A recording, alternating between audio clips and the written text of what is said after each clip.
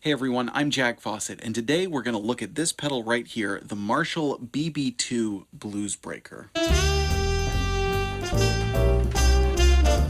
This is the sequel, so to speak, to the famous, infamous, classic, whatever you want to call it, the Blues Breaker pedal that really blew up once it was pictured on John Mayer's board. You've probably heard that story before. Anyway, that pedal has become kind of a legend in its own right, that big box black Blues Breaker that some of you have seen. Actually, I've been able to borrow at different times and use for some videos. And this was a second run of pedals from this Tone Bug series that Marshall did a whole bunch of that followed up to that original short-lived series of pedals. Many people don't like this pedal. Many people claim they shouldn't even put Blues Breaker on it. Oh, it's so different. It sounds crappy. It sounds digital. It's nothing like the original. This is a great pedal. I love this pedal. Is it perfect? No, but it's a great pedal, and I think you can get a lot of great tones out of it. Other people seem to be realizing that because they are also harder to come by, and the prices of these, much like everything else nowadays, is going up.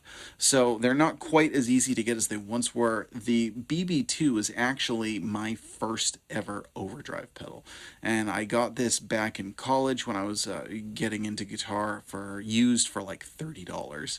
Wish I had kept that one. I wish I had more foresight back then, but it is what it is. This is actually the third one that I've owned over the years, and this is something that I don't just like it for nostalgia. It actually is a good pedal, and it's actually something that can integrate into your rig really well and do some cool things.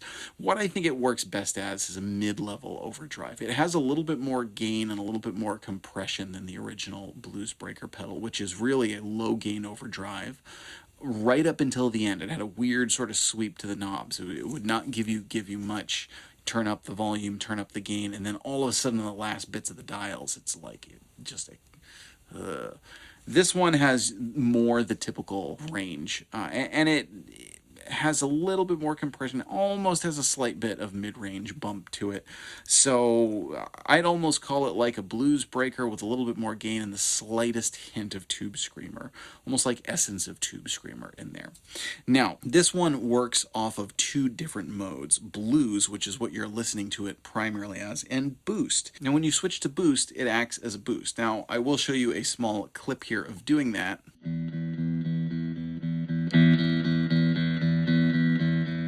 Makes your guitar louder.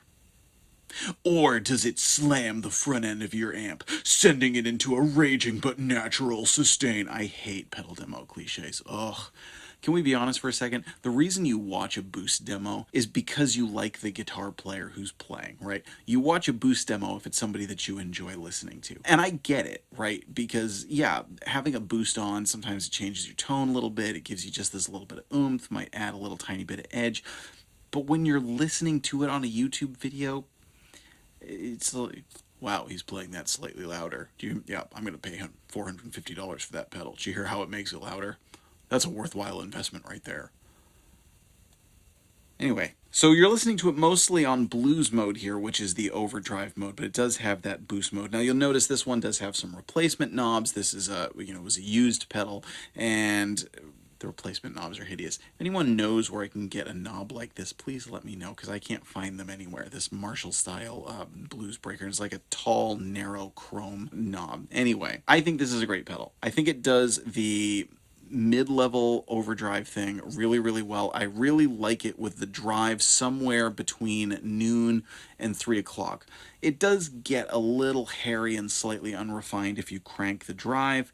I think, but again, if you kind of keep the drive backed off a little bit, it gets a really, really sweet thickness to your tone, kind of like Bluesbreaker Plus. I still think it sounds like a Bluesbreaker. It's definitely in that realm of pedals. So I think for people to say, oh, it's not even a Bluesbreaker, it shouldn't share the same name, I don't know that that's necessarily true, especially having played a lot of Bluesbreaker clones that are an extreme departure from the original Bluesbreaker. Whether they're good or not is almost a moot point. Some are just like have taken that circuit and done wild things with it, and still kind of in that camp. This is a great pedal. You can definitely use one. They're usable if you get a chance to get your hands on one. I actually like the style. I really like this little tone bug style. I think it's pretty flashy looking, and again, for me, there's a great nostalgic value because this was my first overdrive pedal. So you've just heard it with a Stratocaster going into the Franklyn Amps Tweed 5e3. Next, you're going to hear it with a Gibson Les Paul. Please let us know, what do you think? Do you have one of these? Do you have one of the other pedals from this line, or do you have one of the originals? Let us know in the comments. Stick around for some tones for the Les Paul. I'm Jack Fossett. Remember to like, share, and subscribe, and I hope you enjoy the rest of the video.